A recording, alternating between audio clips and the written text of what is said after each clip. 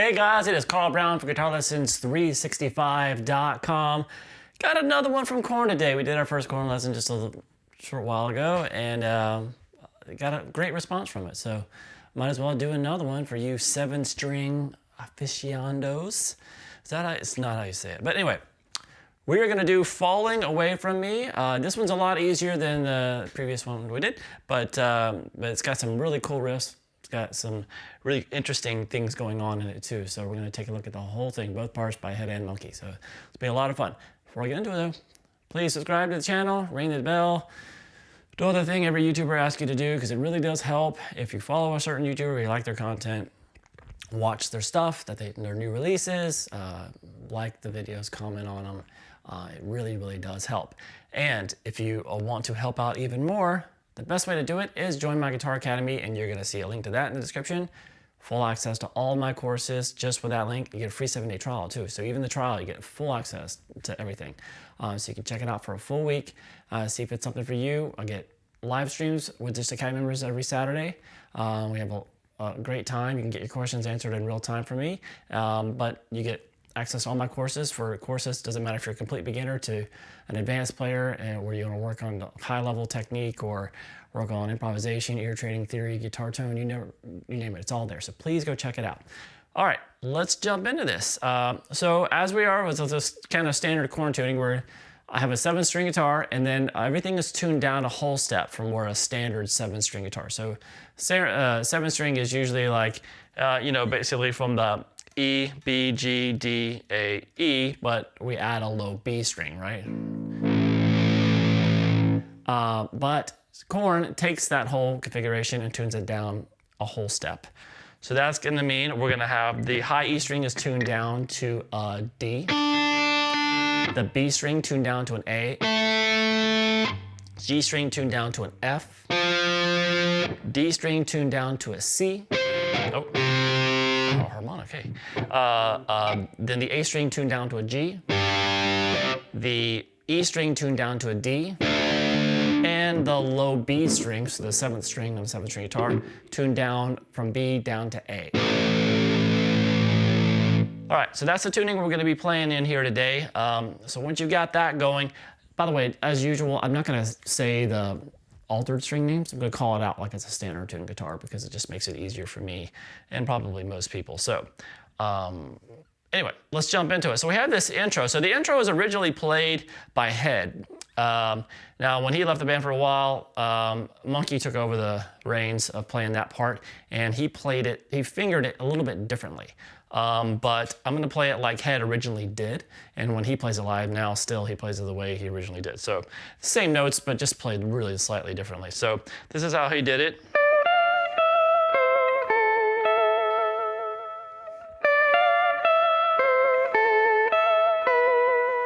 All right, so that, by the way, this effect that I'm using a Line 6 Helix here.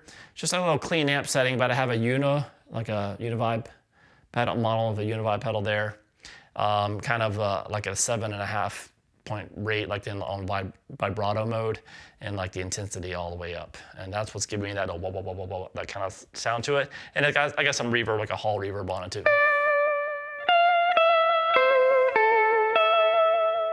So pretty simple. So this little lick is going to be played in this intro, but also in the verse and all that stuff. So we have 17th fret there on the B string, then 15 on the high E, then move down to 14. So we have this. Then over to the 15th fret there on the B. Then what he does is he jumps back here and grabs the 12th fret on the B, and then 14th on the high E. So that's where Munky, when he played it in later years, he'd do it like that.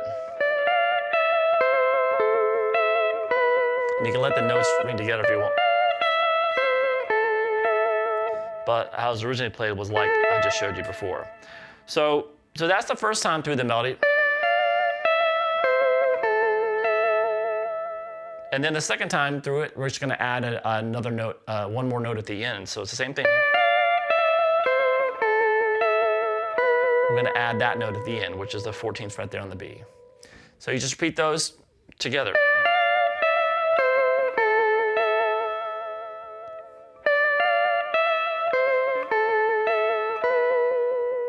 Repeat.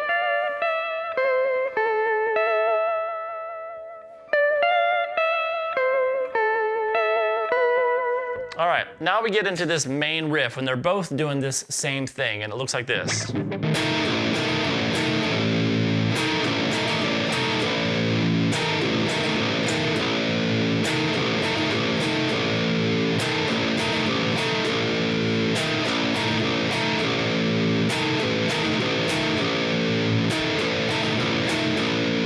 All right, so very, very, very dissonant, and the rhythm that's going on there is sometimes a little hard to pick up because it's such a saturated sound. And sometimes when you see them play it live, I'll kind of change the rhythm up a little bit there. But if you listen really close on a recording, it's basically like this.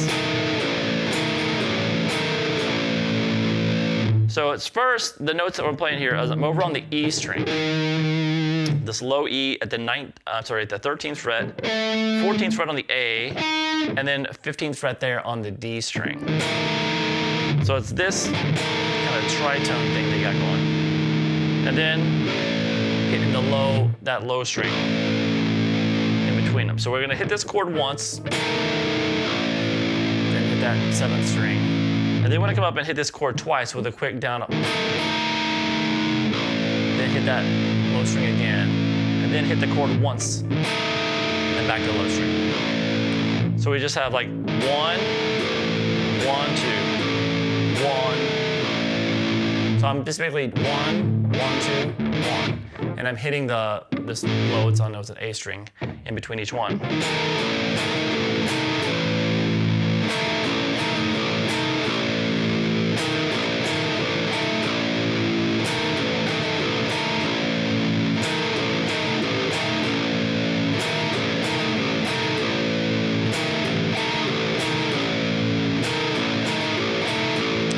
All right, so then we get to the verse. Now the verse, basically, head goes back into doing this melody. So that same melody that was in the intro, but we have Munky adding a little bit of this.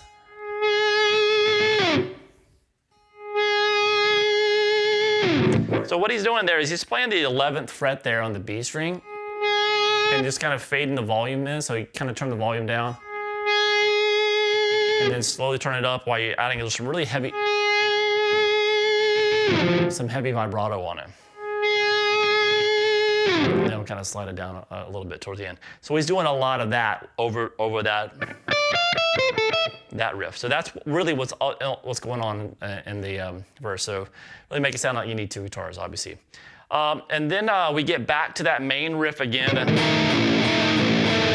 And then back to the same verse where they're both doing those two separate things with the main little melody and that little thing being done by Munky. And then we get to the chorus. So after the second verse, we're to the chorus, and now we have one doing, Munky doing these big power chords down here, and then Head is doing these like dissonant bends. So let's look at the chords first. Looks like this.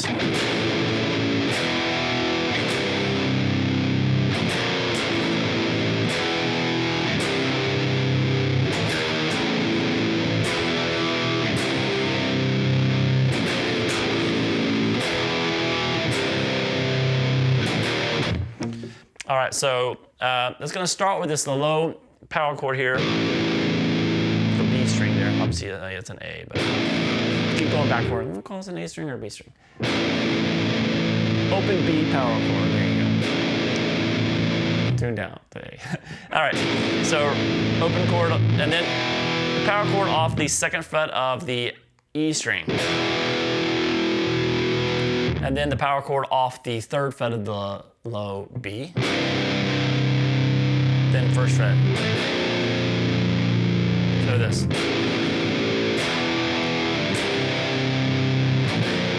It's kind of like right before you hit this, you can hit a quick muted hit on the open string. Try this.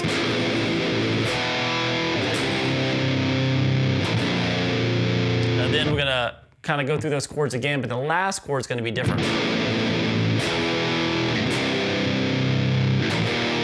So that last chord we grab, instead of that first fret chord on the low B string, it's off the low E. So off the first fret of that E string. That's what it is.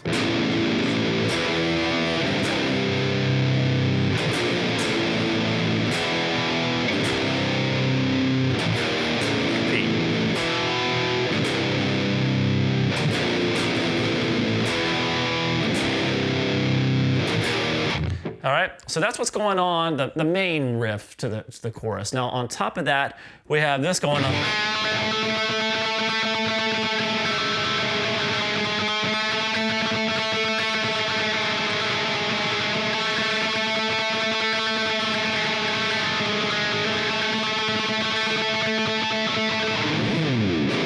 All right, so all that is we're gonna be kind of like just kind of strumming across, kind of consistently strumming down up across the G and the B strings. You're gonna have the B string open, and you're gonna have the holding the third fret there on the G string. So you play those together, and you slowly bend that note on the G string up till it becomes a unison. So you basically, this is B flat, bend it up to B, so it matches the open B string and then go back down. So you're kind of letting them ring against each other. Both strings are ringing. Back down without the bend, and back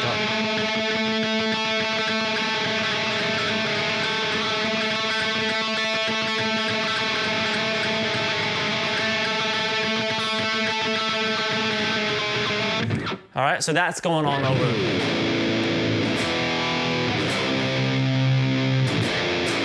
All right, so then we get to the same verse and then the same chorus with those two parts going together. And then we get to the bridge. Now, all the bridge is that same little dissonant bending thing that Head was doing in the chorus. Now, but both guitarists are doing it, so it makes it even more dissonant because it's impossible for them both to be bending it up and releasing the bend all at the same time. So it makes it even sound even crazier.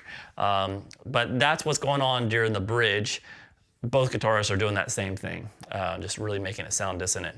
And then we basically have the thing in the intro. We did that same melody, intro melody, without, it's not the verse, so you don't have that thing going on. So it's just like in the intro, and then back into that main riff.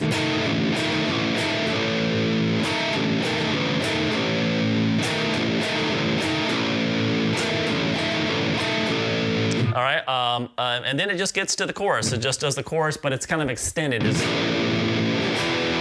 still both guitar parts.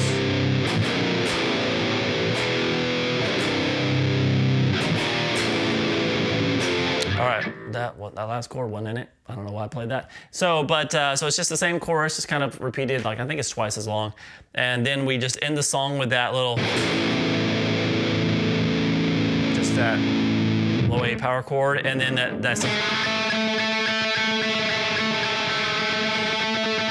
done while that rings out. And that'd be the end of the song. So I hope you guys enjoyed it. It's not a very complex song at all. The previous Korn lesson we did had a lot going on and it was a lot harder to play. This one just has a really cool groove to it, some cool little eerie melodies and cool little effects that make it be what it is, I guess. I don't know. I hope you guys enjoyed it. I'll see you again soon for GuitarLessons365.com.